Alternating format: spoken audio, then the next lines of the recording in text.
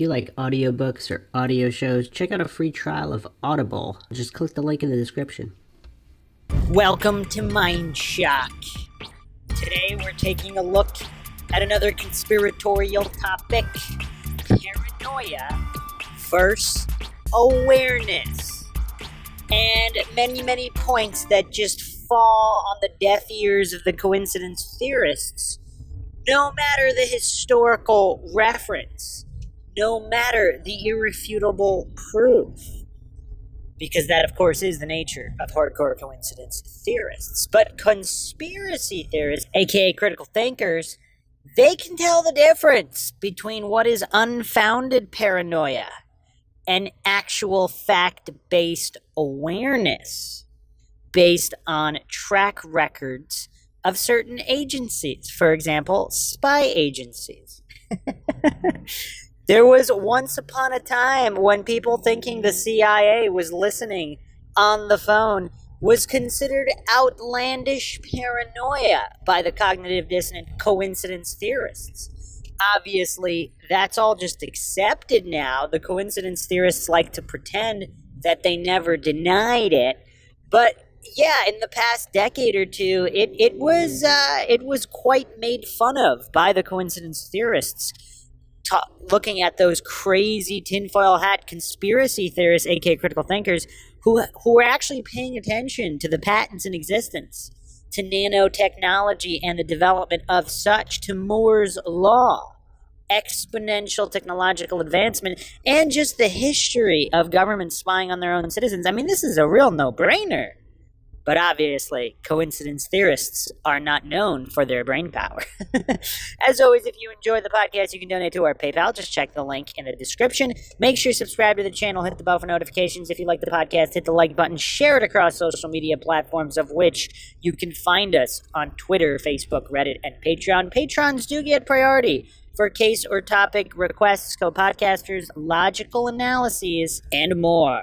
If you want random questions answered regarding any cases or topics, you can ask them as a patron and you will receive top priority in getting your question answered. You could also leave any questions, thoughts, comments, theories, debunkings, rebuttals, thoughts of any kind in the comment section, and we will get to them.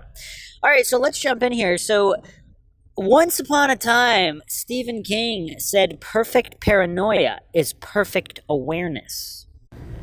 Now, what does that mean? When I first read that, I found it very interesting because there's another old saying, it's not paranoia if they're really out to get you. So let's say someone is being hunted by Men in Black or some agency. For them to react the way they react and possibly checking their apartment for bugs or phone taps and all these things, for them, is that being paranoid? Because if people really are out to get you, it's just exercising awareness, is it not?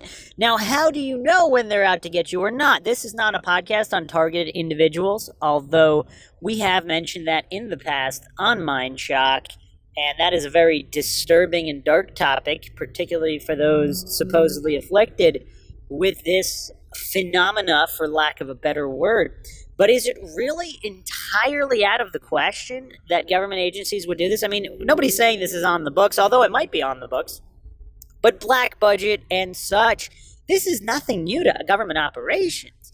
I mean, the coincidence theorists really are history deniers and reality deniers, because it is not really that unusual for governments to monitor their citizens using whatever advanced technology they have, particularly if they believe they won't be caught. Now, when they're also backed by certain things like the Patriot Act or the NDAA, they have so-called immunity from constitutional law to just flat out spy on anyone without a warrant. I mean, it's dark and disturbing, but that's just the nature of the beast. The coldest of all cold monsters, as Nietzsche referred to as the state.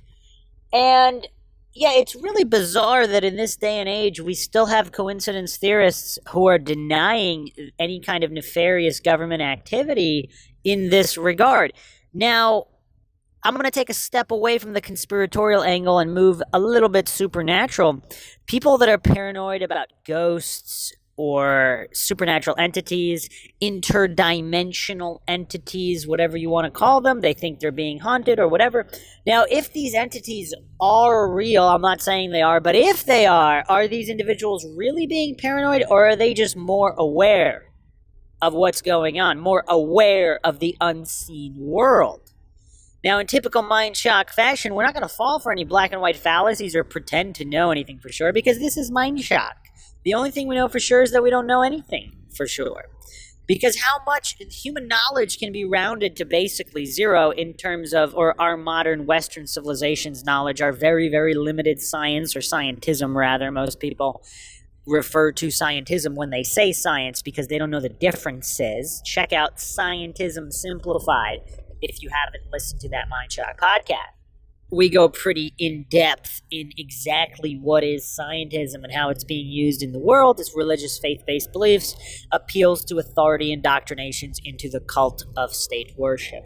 Now, if we remove all that from the equation, if we're being logical, objective, truly scientific, and not worshiping at any scientism altars, if these interdimensional entities are real, are people who are so-called paranoid, are they simply being aware of these entities? And if these entities can be harmful, the certain precautions or what have you that these so-called paranoid individuals are taking, is that just exercising awareness? And that's the main point here. Regardless if you're talking tinfoil hat, conspiracy theorists, aka critical thinkers, if they believe that there's certain nefarious actions being taken by government or government agencies of some kind, again, there's a proven track record. If you look at history, it has many lessons to teach. Coincidence theorists hate history. They hate looking at any kind of historical context. MK Ultra, all of these things that have since been declassified, or any kind of falsified attacks to start wars. I mean, this is all, even if it didn't happen, to believe that there's a possibility that it happened, it's very valid. It's not paranoid at all. It's just being aware of history, of how governments operate.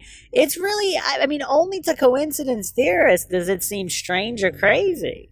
To anybody being logical, objective, neutral, truly scientific, it's not unusual at all to believe a repeat offender will offend again. I mean, it's really all it comes down to. And corrupt people don't always act alone. That's really all there is to it. And when you look at patterns, now, coincidence theorists obviously would not, if you look at mathematics, for example, if one and one always end up being two, a coincidence theorist would just write that off, so they would never get to any kind of advanced mathematics.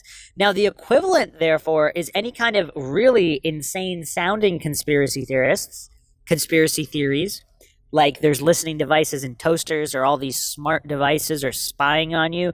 When so-called smart devices first started coming out, the coincidence theorists scoffed at the critical thinkers, aka conspiracy theorists, who were saying, wait a second, this seems kind of scary with all this advanced technology. It's listening at all times. It's tracking at all times. And the coincidence theorists wrote that all off as just conspiracy and paranoia, completely ignoring all of history, just basic logic and reason, and the fact that corrupt people are corrupt. It's really bizarre. I mean, even when you have Facebook involved in the scandal, I mean, personal details being sold to advertisers, all these things that the coincidence theorists never saw happening because they're that naive and they live in these fairy tale worlds of unicorns and rainbows where people would never act nefariously, or at least not more than one person, where they would sell your information without your permission. I mean, it was a slow shock and awakening for a lot of coincidence theorists. And coincidence theorists are very, very ego-dominated.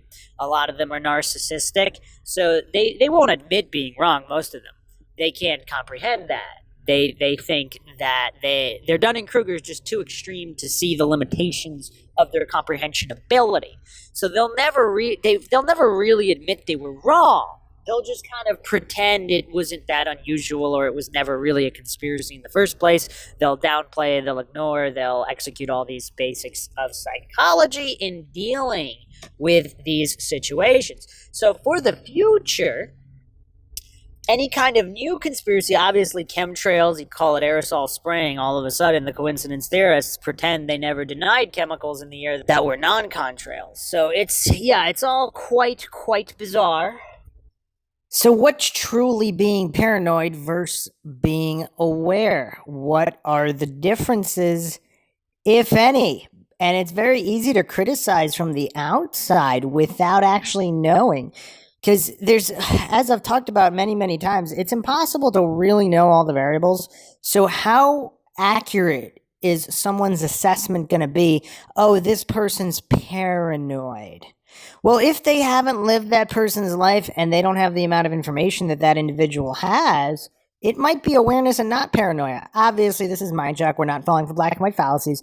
There are certain individuals that might be suffering from certain delusions or mental conditions where they believe everybody's out to get them and everybody's following them. And again, that's a slippery slope, because what if some people are and that caused them to be, let's say, if we call paranoia excessive awareness, would that be fair?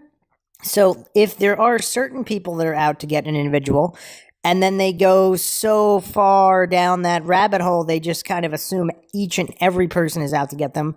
Obviously, that wouldn't be accurate. But are you going to fall for the black and white fallacy and pretend there's not a single person out to get them? Maybe there is. Maybe it's a family member. Maybe it's a friend. Maybe it's a former business or business partner or coworker or just some random acquaintance who really truly does want to be out, who is out to get them for something.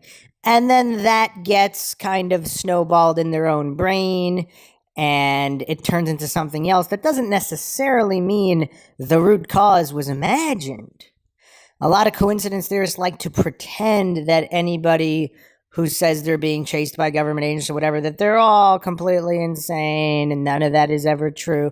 Who knows? I mean, there might have been one person wanting to ask him a couple questions about something at one point, and that snowballed. In other cases, maybe there really are a lot of people out to get that person. How would we really know? And obviously what coincidence theorists do to appease their cognitive dissonance and their fragile faith-based belief systems and fragile egos, they have to pretend that 100% of that, it's just all paranoia and it's not awareness. So those are the basic differences. Anybody feel free to chime in with their thoughts, theories, comments, rebuttals, debunkings of any kind in the comment section. If you like the podcast, you donate to our PayPal, just check the link in the description. Make sure you subscribe to the channel, hit the bell for notifications. If you like the podcast, hit the like button. Share it across social media platforms. You can also check us out on Twitter, Facebook, Reddit, Patreon. This is Bruce McGuire signing off. Catch you guys next time.